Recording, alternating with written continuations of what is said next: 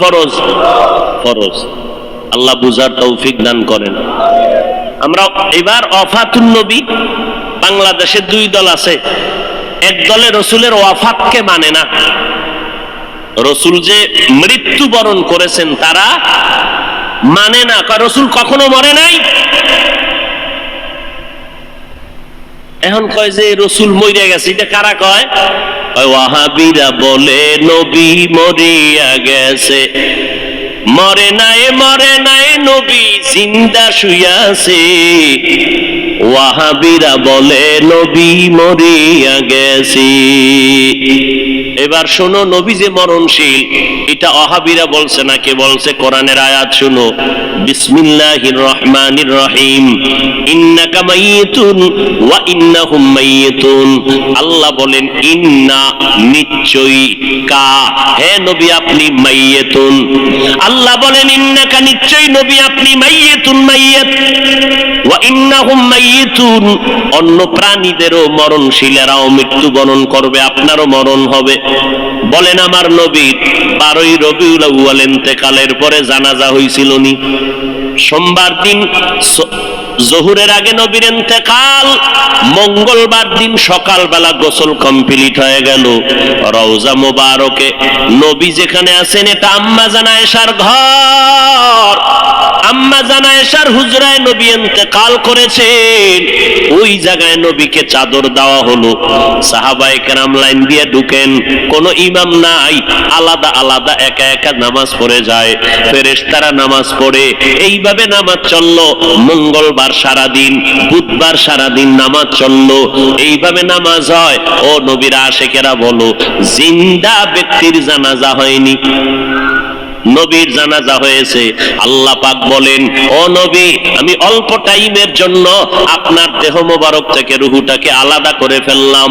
এরপরে কবরে রাখার পর কি হয়েছে জানোনি? আল্লাহর নবী বলেন, কবরে রাখার পর আল্লাহ রুহুটা আমাকে ফিরাইয়া জিন্দা বানায় দিবেন। আলান নবী সাল্লাল্লাহু আলাইহি ওয়া আলিহি ওয়া সাল্লাম, আল আম্বিয়া ওয়াহিয়াউন ফি কুবুরিহিম ইউসাল্লুন। আল্লাহর নবী বলেন, সব নবীরা, আল আম্বিয়া, সমস্ত নবী পয়গম্বরগণ, আহইয়াউন, জিন্দা, কোথায়? বলে ফি কুবুরিহিম, কবরের ভেতরে, কবরের ভেতরে, কবরের ভেতরে, রওজার ভেতরে সব নবীগণ জিন্দা। ইউসাল্লুন, সব নবীরা কবরের মধ্যে জিন্দা হয়ে কি করে? আল্লাহর নবী কয়, সব নবীরা কবরের মধ্যে জিন্দা হালাতে নামাজরত অবস্থায় কিয়ামত পর্যন্ত আমার আল্লাহর মারিফতের মজা নিতে থাকবে। কিয়ামত পর্যন্ত জিন্দা থাকবে কবরের ভেতরে। আহলে হাদিস নামের এক দলেরা কয়, আমরা নবীরে কবরে জিন্দা মানি না। জিন্দা আহলে সুন্নাত ওয়াল জামাতের বিশুদ্ধ আকীদা, আমার নবী শুধু নয়, সমস্ত নবীরা কবরের মধ্যে জিন্দা। আল্লাহ বলেন, আমি তাদেরকে কবরের মধ্যে খানা দেই, রিজিক দেই। এবার তারসেরার এক দলেরা কয়, নবী যদি জিন্দা হয় খায়নি? খায়। কি খায়? রুটি না ভাত? যদি ভাত রুটি খায়, প্লেট কই, গেলাস কই, পানি কই? কেমন ভিড়া দরকার? এই রকম তারসেরা মানুষ, ধর্মান্ধ, এরা বলে রসুল জিন্দা না, এখনো মরা। নাউজুবিল্লাহ, না? হ্যাঁ, তাকে যদি জিজ্ঞাসা করো, আমরা মায়ের গর্ভে ছিলাম, আল্লাহ তাআলা দুনিয়াতে আসার আগে আমাদের মায়ের গর্ভে আমাদের দেহের মধ্যে রূহ দান করে জিন্দা বানাইছিলেন নি? কথা কন। তাহলে আমরা আমার মায়ের গর্ভে জিন্দা ছিলাম নি? ও ভাই, তুমি যে প্রশ্ন করলা, কবরের মধ্যে যদি জিন্দা থাকে কেমনে খায়, কেমনে কি করে? তোমার প্রশ্নের জবাব দিব পরে, আমার জবাব দাও।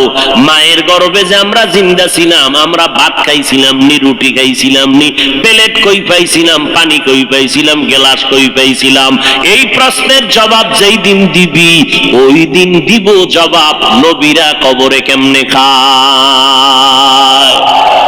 এলমেরা জাজু করদন বেহিসাব, খলকেরা দাদন জবাবে বাসওয়াব, হক না দারদ দোস্তে খলকা জারেরা, নিস্তে ই খসলতে কে দিনদারেরা। ওগো নবীর উম্মতেরা,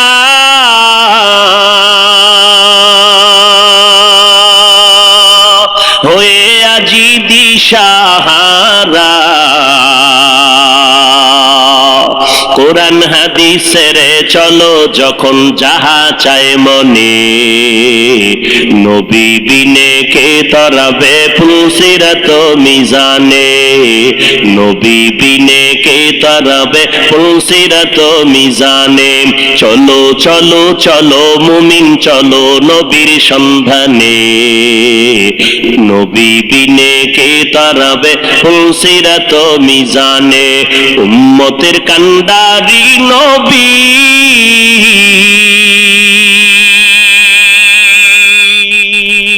কাঁদছেন উম্মতের লাগি,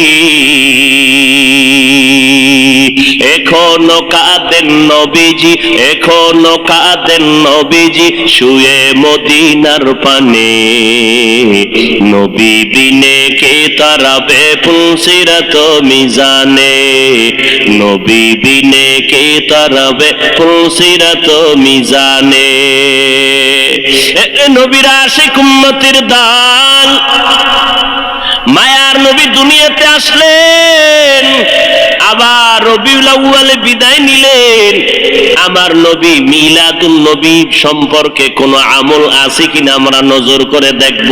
নজর করে তাকাইয়া দেখলাম নবী মিলাদুন নবীর উদ্দেশ্য করে আমার নবী, মুসলিম শরীফের মধ্যে হাদিস আছে, নবী বলেন সপ্তাহের প্রত্যেক সোমবার আমি মুহাম্মদ একটা করে রোজা রাখতাম, সোমবার দিন রোজা রাখতাম। সাহাবায়ে কেরাম বললেন, পয়গম্বর আপনি সোমবার দিন রোজা রাখেন কেন? নবী বলেন আমি দুইটা কারণে রোজা রাখি। একটা কারণ, আল্লাহ যেদিন আমাকে দুনিয়ায় পাঠাইছেন ওই দিনটা ছিল সোমবার, আমি রোজা রাখার মাধ্যমে আমি আমার দুনিয়াতে আগমনের শুকর আদায় করি। দুই নাম্বার কারণ, আল্লাহ পাক আমাকে যেদিন কোরআন দিলেন, গর্ত ওই হেরা গর্তের মধ্যে জিবরাইল আমিন আইসা ইকরা যখন বললেন ওই সূচনা কালের দিনটা ছিল সোমবার। আমি নবী সোমবার দিন রোজা রাখার মাধ্যমে আমি কোরআন নাজিলের শুকর আদায় করতেছি। ও নবীর উম্মতেরা, তাহলে হাদিস থেকে পাইলাম মিলাদুন নবী, নবীর জন্ম মোবারকে আমার নবী রোজার আমল করেছেন। সাহাবায়ে কেরামরা এই আমলটা ধরে রেখেছেন। অতএব নবীর উম্মতেরা আমার নবী রোজা রাখছেন। অতএব যারা নবীর মিলাদ পালন করতে চাও, নবীর আমল রোজার আমলটা সোমবার দিন শুরু করে দাও। রোজা রাইখা মিলাদের শুকর আদায় করো রে বাবা। কিন্তু আমরা যাদেরকে দেখলাম নামাজ নাই, পর্দা নাই, নারী পুরুষ এক হইয়া বাজারের জেলাফিয়ার মিষ্টি খাইয়া মিছিল দিল, আর ফুলের মালা নিজের গলায় লাগাইল, ঘোড়ার গলায় ফুলের মালা লাগাইল। ব্যাপারটা কি বুঝলাম না।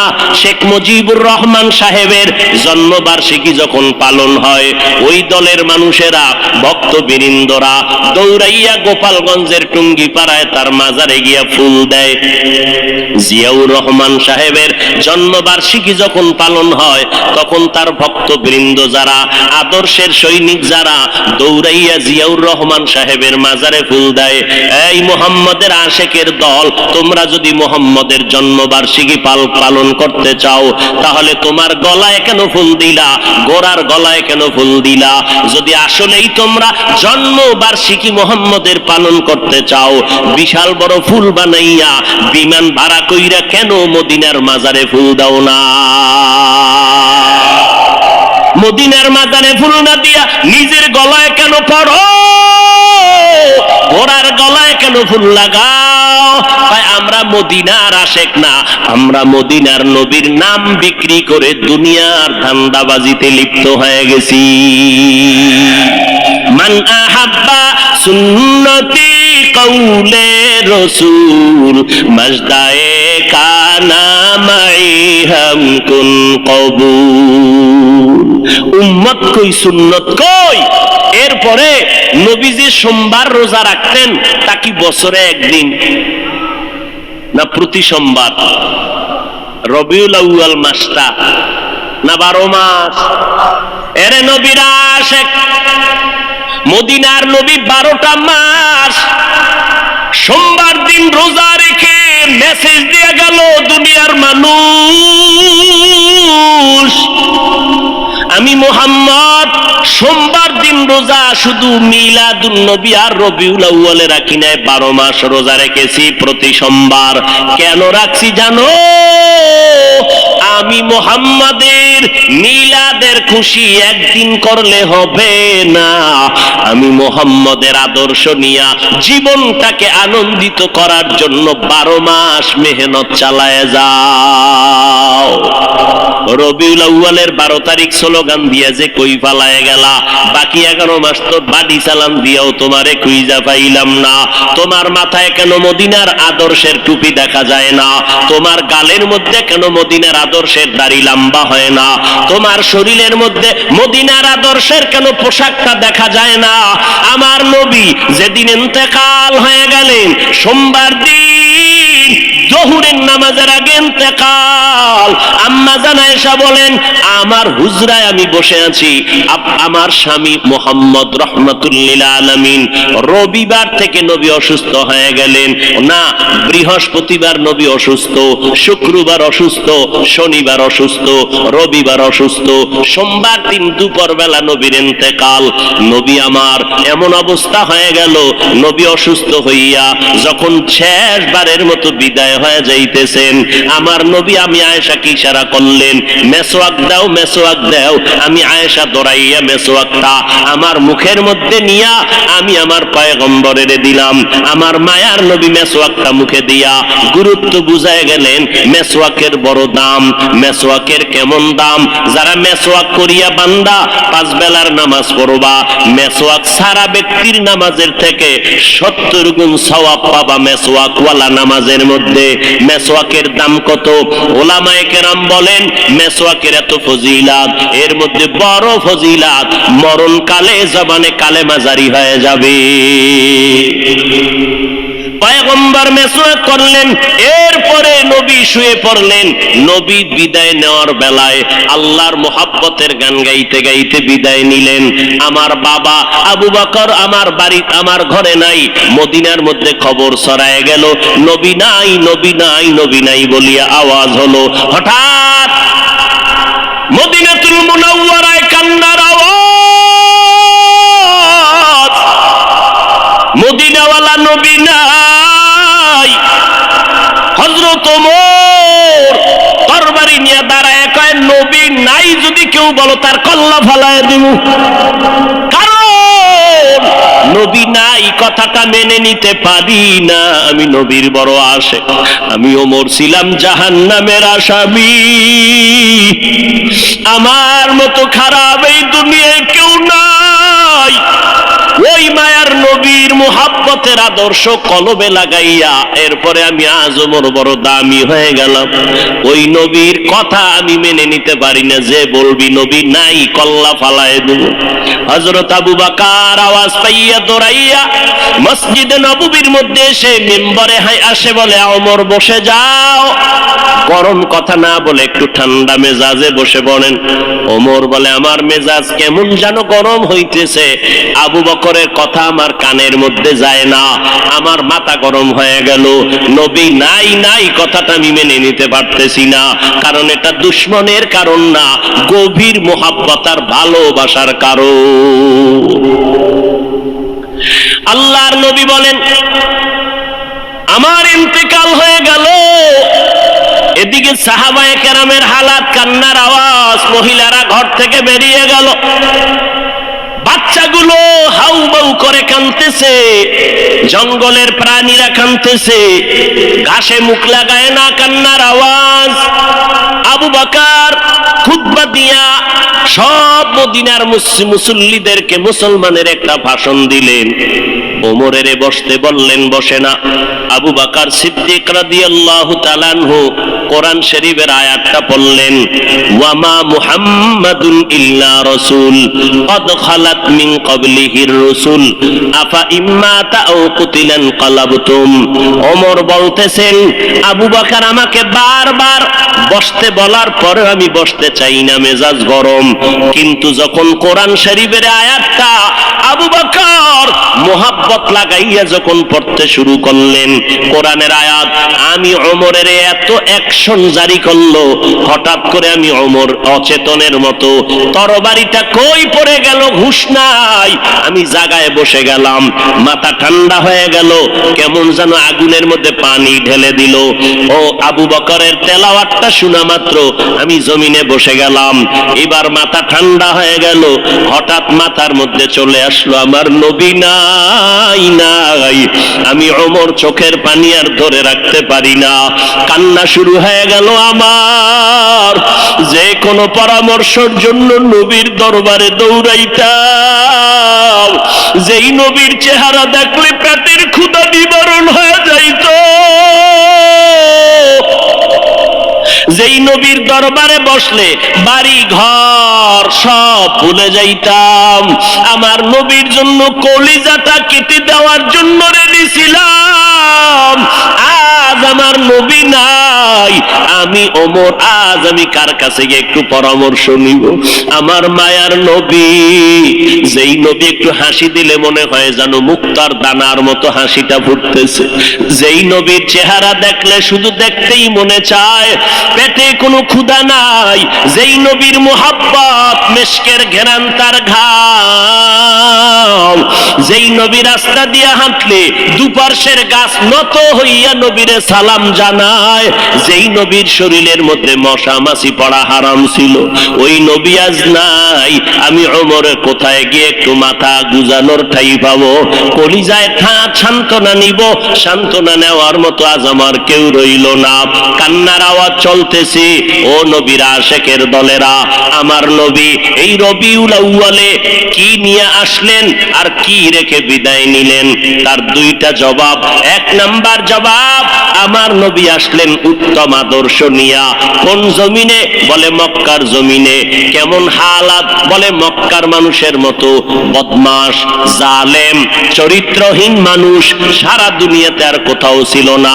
এই মানুষগুলো এত খারাপ, বাইতুল্লাহর ভেতরে 360টা মূর্তি টানানো, আবার এই বাইতুল্লাহর চারপাশে এই মক্কার চরিত্রহীন নারী পুরুষেরা উলঙ্গ হইয়া তাওয়াফ করে একসাথে, নারী পুরুষ। এরপরে নারীদেরকে পছন্দ করে না, কন্যাদেরকে জ্যান্ত দাফন করে দেয়। এই যুবক যুবতী অবাধে চলে, যৌবনের আদান প্রদান করে। মক্কার মানুষ এত খারাপ, নারীদেরকে হত্যা করে দেয়। বিধবা নারীদের কোনো দাম নাই, কন্যাদের কোনো দাম নাই। আমি পয়গম্বর এমন এক আদর্শ নিয়ে মক্কায় আসলাম, আমার আদর্শ যখন গ্রহণ করা শুরু করলো, মক্কার খারাপ মানুষ এত দামি মানুষে পরিণত হয়ে গেল। আমার আল্লাহ একদিন ডেকে বলেন, ও নবী, খবর শুনেন, আপনাকে নতুন এক সংবাদ দিলাম। অমুক অমুক অমুক অমুক সাহাবী, এদের নামে আমি আল্লাহ ফাইনাল সিদ্ধান্ত করে মরণের আগে আমি আল্লাহ জান্নাতের টিকিট দিয়ে দিলাম। আমার নবীর আদর্শ গ্রহণ করে 10 জন সাহাবা জান্নাতের টিকিট পেয়ে গেলেন। আবু বকর, ওমর, ওসমান, আলী সহ 10 জন রাদিয়াল্লাহু আনহুম আজমাইন। এরে নবীর আশিক, এই রবিউল আউয়ালে আমার নবী আদর্শ নিয়ে আসলেন। কই? আজকে সেই নবীর আদর্শ মুসলমানের সন্তানের ভেতরে নাই। আমার নবীর রেখে যাওয়া আদর্শ হিন্দু ভাইয়েরা কখনো পালন করবে না, আমার নবীর আদর্শ খ্রিস্টানেরা পালন করবে না, আমার নবীর সুন্নতের আমল ইহুদিরা করবে না, আমার নবীর সুন্নতের আমল কোন বৌদ্ধ ধর্মের মানুষেরা করবে না। আমার নবীর রেখে যাওয়া সুন্নতের আমল করবে একমাত্র একমাত্র নবীর আশিক মুসলমানেরা। কিন্তু কপাল কেন খারাপ, এত বয়ান হচ্ছে, ফজরের পরে বয়ান, জোহরের পরে বয়ান, আসরের পরে বয়ান, মাগরিবের পরে বয়ান, 12টা মাস বয়ান চলছে বক্তাদের, পীর সাহেবদের বয়ান, আল তাবলিগ ওয়ালাদের বয়ান, জুমার দিন খতিব সাহেবদের বয়ান। এত বয়ানের পরেও কেন মানুষের দাড়িটা লম্বা হয় না? মদিনাওয়ালা নবীর তরিকায় কেন বান্দা টুপি মাথায় পড়ো না? আজকে নবীর তরিকারে জবাই করিয়া কেন বেঈমানের পা চাটা গোলাম হইয়া চুলগুলো কেটে কেটে ইন্দুর আর বান্দর হয়েছে রে বাবা? বল, আমার নবীর তরিকার মধ্যে কি চুল কাটার নিয়ম নাই? আমার নবীর তরিকায় নখ কাটার নিয়ম আছে। আমার নবীর আদর্শে জুতা কেমনে পরবা সেখানেও নবীর আদর্শ আছে। জুতাটা কেমনে খুলবা সেখানেও নবীর আদর্শ আছে। আমার নবীর কেমন পাওয়ারফুল আদর্শ! এমন আদর্শ জমিনে আর কারো নাই। অমুকের আদর্শের সৈনিক আমরা, আল্লাহর কসম। এই জমিনে যত মানুষের আদর্শ আছে, আব্রাহাম লিঙ্কনের আদর্শ, মাও সেতুনের আদর্শ, লেনিনের আদর্শ, কালমার্সের আদর্শ, এক কথায় সব দুনিয়ার মানুষের আদর্শগুলো নাপাক। একমাত্র মদিনাওয়ালা নবীর আদর্শই হলো পাক। সমস্ত মানুষের আদর্শ নাপাক, মদিনার নবীর আদর্শ কেন পাক? দুনিয়ার মানুষের আদর্শ নাপাক হওয়ার কারণ তার চোখ দুইটা নাপাক, তার হাতটা নাপাক, তার দিমাগ নাপাক। কারণ আমি নাপাক কেন? বক্তা হইয়া চেয়ারে বসে মজার মজার বয়ান দিলাম, কিন্তু এই এলাকার মানুষ জানে না আমার হাতটা কি পরিমাণ গুনার কাজ করেছে, আমার জবানটা কি পরিমাণ অপরাধ করলো, আমার চোখ দুইটা কি পরিমাণ অন্যায় করেছে। এই এলাকার মানুষ যদি জানতো, আমার চেয়ারে বসে বয়ান করার সুযোগ দিত না। আল্লাহ কয়, বান্দা আমি তোর সম্মানটারে নষ্ট করি নাই। কারণটা কি জানো? তুই বড় আলেম এই জন্য না, তোর বডির মধ্যে আছে পয়গম্বরের আদর্শ, আর তুই মুহাম্মদের উম্মত হওয়ার কারণে তোর ইজ্জত নষ্ট করি নাই। নষ্ট তো করি নাই, আমি আল্লাহ তোরে আবার ডাক দিলাম, তওবার দরজায় ঈশা যদি 2 ফোঁটা চোখের পানি ছেড়ে আমি আল্লাহকে একবার আল্লাহ বলে ডাক দাও, লাব্বাইক বলে যদি তুই হাজিরা দাও, আমি আল্লাহ তোর জীবনের সব গুনাহগুলো মাফ করে দিব। কারণ আমি চাই না আমার মায়ার নবীর উম্মতেরা জাহান্নামে যাবে। কারণ একটা সেকেন্ডের আযাব আমার কোনো বান্দা সহ্য করার শক্তি হবে না। আম্মা জান আয়েশা বলেন, একদিন দেখি আমার মায়ার নবী আমার হুজরায় বসে গুনগুন গুনগুন করে কান্না করেন। আমি আয়েশা বললাম, নবী আমার কোনো ভুলের কারণে আপনি কাঁদেন, আমার কোনো ব্যবহারে কষ্ট পাইয়ে আপনি কাঁদেন নাকি? মায়ার নবী কয়, না না আয়েশা, তোমার ব্যবহারের কারণে কাঁদি না, আমি কান্না করি হাসরের ময়দানের কথা মনে পড়ে গেছে রে আয়েশা। ওই হাসরের ময়দানটা কেমন ভয়ঙ্কর হবে, ওই কথা মনে পড়ে যাওয়ার কারণে আমি কান্না করি। ও নবীর উম্মতেরা, আমার নবীর আদর্শ দেখিয়া মক্কার মানুষ দলে দলে কালেমা পড়ে নবীর সৈনিক হয়ে যায়। আমার নবীর কেমন আদর্শ!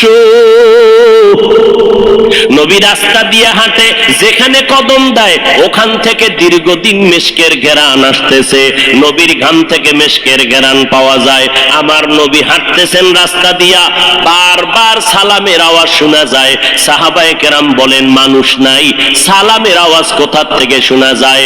নবী বলেন, ও সাহাবায়ে কেরাম, আমি মুহাম্মদের সুসংবাদ পাইয়া জঙ্গলের হরিণ আমারে সালাম দিয়েছে, জঙ্গলের বাঘ আমারে সালাম জানিয়েছে, জঙ্গলের প্রাণীরা আমারে সালাম দেয়। আমার নবীর শরীরের মধ্যে মশা মাছি পড়া হারাম। আরবের মানুষ তাকায় দেখে মুহাম্মদ যেদিকেই যায় একটা মেঘের খণ্ড তার মাথার উপরে। কেন? সূর্যের গরম জানো নবীর শরীরে লেগে কষ্ট না দেয়, মেঘের খণ্ড ছায়া দেয়। আমার নবীর শরীরে মশা পড়ে না, মাছি পড়ে না, নবী কষ্ট পাবে। সেই নবী আমার এই উম্মতের আদর্শ বাস্তবায়নের জন্য পেটে পাথর বেঁধে কালেমার দাওয়াত দিলেন। আমার নবী মা হারা ইয়েতিম, বাবা হারা ইয়েতিম, নবী বলে আমি দুনিয়াতে এসে একবার আব্বা বলে ডাক দিতে পারি না। এর উম্মতেরা 6 বছরে মা হারায় ফেললাম, 8 বছরে আমার দাদাকে হারায় ফেললাম, আমার আরবের মধ্যে কেউ নাই, চারদিকে আমার দুশ্মন, আমি কালেমার দাওয়াত নিয়ে কোথায় যাব? আমি ঘরের মধ্যে বসে কাঁদতেছি। ওই সময় আমার এক আপন, আরবের মধ্যে আর আপন আমার কেউ ছিল না। 2 জন স্বামী বিদায়ের পরে একজন নারী 40 বছরের বিধবা নারী খাদিজা, আমি মোহাম্মদ 25 বছরে তাকে বিয়া করে নিলাম। আল্লাহর আদালতে অনুমতি নিয়ে বিয়া করে ফেললাম। ওই খাদিজা আমার কান্নার কারণ জিজ্ঞেস করলেন, নবী কেন কান্না করেন? ও খাদিজা কান্দি কেন? আল্লাহ আমাকে কোরআনের আলো দান করেছেন, আমি এখন কালেমার দাওয়াত দিব, আমার এই দাওয়াতকে গ্রহণ করবে। আমার ঘরে বাইরে চতুর্পার্শ্বে দুশ্মন, আমি কার কাছে দাওয়াত নিয়ে যাব? আম্মা জান খাদিজা চিৎকার দিয়া বলে, নবী কোনো পেরেশান হবেন না, এই জমিনের মধ্যে কেউ যদি আপনার কালেমার দাওয়াত না নেয়, আমি খাদিজার হাতটা ধরিয়া আপনি আমাকে প্রথম দাওয়াতটা পড়াইয়া দেন, কালেমা পড়াইয়া দেন। এই জমিনে মরিয়াও যদি যায়, ইতিহাসের পাতায় থাকবে মুহাম্মদের হাতে প্রথম দাওয়াত গ্রহণকারিনী কোনো পুরুষ না, তিনি একজন মহিলা। কিয়ামতের ময়দানে মদিনার নবী বলেন, জান্নাতের 8টা দরজা যখন খুলিয়া 4 জন নারীকে ডাকবে, আসো, জান্নাতের দরজা খোলা হয়ে গেছে, আসো। 4 জন নারীকে ডাকবে, তোমাদের কোনো হিসাব নাই, তোমাদের কোনো কিতাব নাই, তোমাদের কোনো পেরেশানি নাই, জান্নাতের 8টা দরওয়াজা, সব দরজা দিয়া ডাকবে, আসো, জান্নাতের হুর তোমাদের জন্য অপেক্ষা করতেছে, জান্নাতের বিছানা তোমাদের জন্য রেডি। কেন তুই সূর্যের গরম যেন না লাগে? কারণ সূর্যের গরম লাগলে মাথার মগজগুলো টাস টাস করে ফেটে যাবে, একটা সেকেন্ডের আযাব সইতে পারবা না। আসো, কোনো হিসাব নাই, জান্নাতের 8টা দরজা খোলা, কোন দরজা দিয়ে ঢুকবা? আসো। ও এলাকার মা বোনেরা, 4 জন নারীকে জান্নাতের 8টা দরজা ডাকবে, এর মধ্যে একজন নারী হবেন আমার নবীর কলিজার বিবি। 2 জন স্বামী বিদায়ের পরে বিধবা 40 বছরের নারী খাদিজা রাদিয়াল্লাহু তাআলা আনহা। ওই খাদিজা ডাক দিয়ে কয়, ও নবী, আপনার হাতের কালেমার মুসলমান আমি একজন হয়ে গেলাম। নবী এবার কান্না বন্ধ করে বের হয়ে গেলেন। আর আমার দুঃখ নাই, আমার খুঁটি যখন মজবুত হয়ে গেল, আমার ঘরের চৌকাঠ যখন মজবুত হয়ে গেল, এখন আমি দাওয়াতে নেমে গেলাম। মায়ার নবী দৌড়াইয়া মানুষের দ্বারে দ্বারে গিয়া গোপনে গোপনে দাওয়াত দেয়। হাঁটতে হাঁটতে হাঁটতে হাঁটতে আমার নবী পাথরওয়ালা জমিন পাড়াইয়া তায়েফের ময়দানের কিনারায় দাঁড়ায় কয়, তোরা আমারে চিনোনি, আমি মক্কার মুহাম্মদ, আমি এক আল্লাহর দাওয়াত দিয়েছি, গ্রহণ করো। এই আসমানের মালিক আমার আল্লাহ, এই জমিনের মালিক আমার আল্লাহ, ওই একটা আল্লাহ, আর কোন আল্লাহ নাই। ওই আসমানের মালিকের পক্ষ থেকে আরশি কবুল করে নাও। তায়েফের বেঈমানেরা কয়, এটা তো সেই মুহাম্মদ মক্কার পাগল। বাচ্চাদের ডেকে বলে, পাথর মেরে মেরে মুহাম্মদের তাড়াইয়া দাও। যেই নবীর শরীরের মধ্যে মশা মাছি পড়া হারাম, মেঘের খন্ড ছায়া দেয়, আমার নবী যেন কষ্ট না পায়। ওই শরীরের মধ্যে কাফেরের গোলামেরা এমন বৃষ্টির মতো পাথর মারতেছে, পাথর পরে পরে নবীর শরীর থেকে রক্ত প্রবাহিত হইয়া জুতা আটকাইয়া গেল। মায়ার নবী কান্না করেন, আর কদম বাড়াইয়া বাড়াইয়া মক্কার দিকে রওনা হলেন। আবার যত দূর যায়, আবার তায়েফের জমিনের দিকে তাকায়, আর আমার মায়ার নবী চোখের পানি ছেড়ে কান্না করে আর বলে, ও দয়ার মালিক,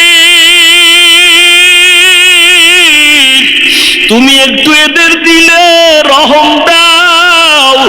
আল্লাহ সাথে সাথে জিবরাইলের পাঠায় দিয়ে কয়, জিবরাইল আমি আমার নবীর কান্না সইতে পারি না, যাও যাও। মুসা নবী আমার আশিক, ঈসা নবী আমার আশিক, ইব্রাহিম আমার আশিক, আর আমি আল্লাহ নিজে মুহাম্মদের আশিক, আমার নবীর কান্না সইতে পারি না, জলদি করে যাও রে জিবরাইল। নবীর অনুমতি নিয়া তায়েফের জমিন উল্টাইয়া তায়েফের মানুষগুলো ধ্বংস করে দাও।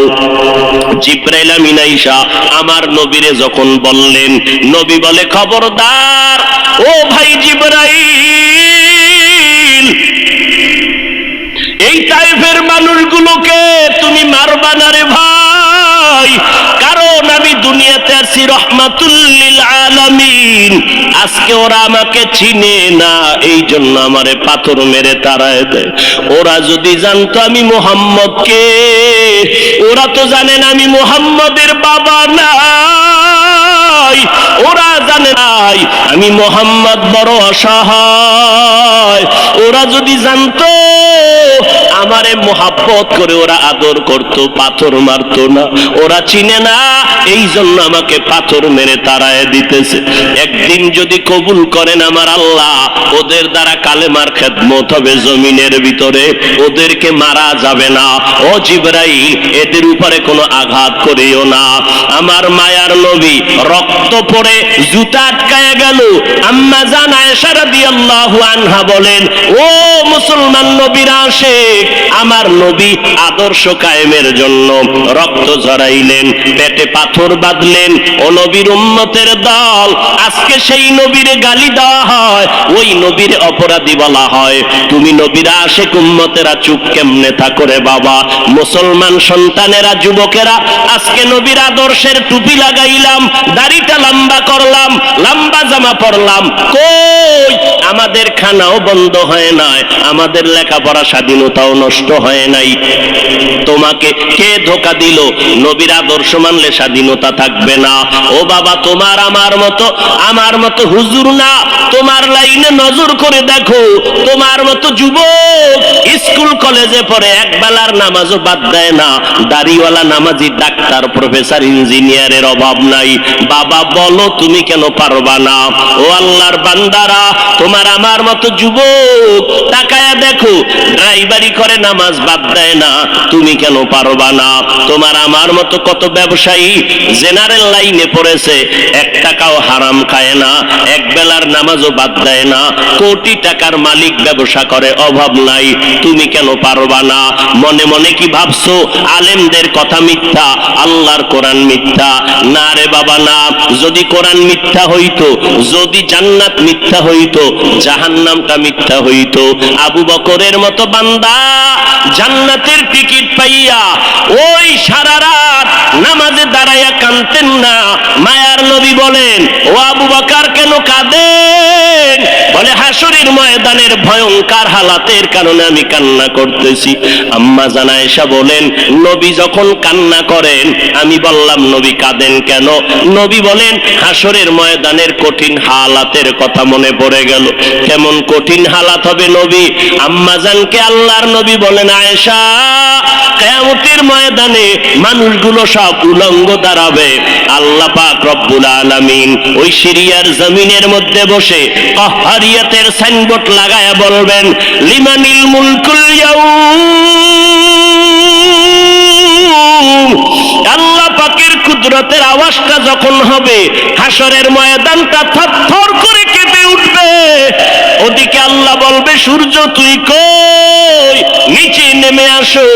আম্মা জান আয়েশাকে নবী বলেন, ও আয়েশা, ওই হাসরের ময়দানে সূর্যটা যখন নিচে নেমে আসবে, সূর্যের গরমে মাটির জমিনটা পুরে হবে তামা। ওই সময় এমন ভয়ঙ্কর অবস্থা, অপরদিকে জাহান্নামের আওয়াজ। জাহান্নাম বলবে, ও দয়ার মালিক, গুনাহগার গুলো আমার পেটের ভেতরে দাও। আমার পেটে ক্ষুধা লাগছে, তাড়াতাড়ি গুনাহগারগুলো দাও।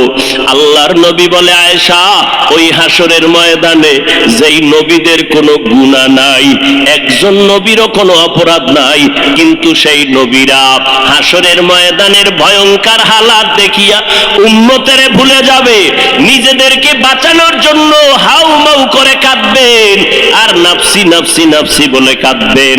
মূসা নবী উম্মতেরে ভুলিয়া নিজেকে বাঁচানোর কান্না করবেন, আদম নবী কান্না করবেন নাফসি বলে। আম্মা জান আয়েশা বলেন, নবী ওই হাসরের ময়দানে আপনি কি করবেন? মায়ার নবী কাঁদেন আর বলেন, আয়েশা, ওই কঠিন সময় আমি মাওলার কাছে সিজদায় পড়ে কাঁদবো।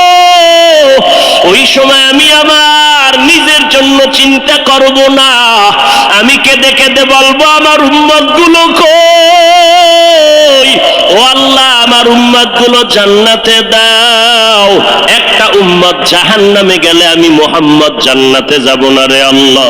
ও নবীর আশিকের দল, ওই আল্লাহর নবীর কথা মিথ্যা মনে করিও না রে বাবা।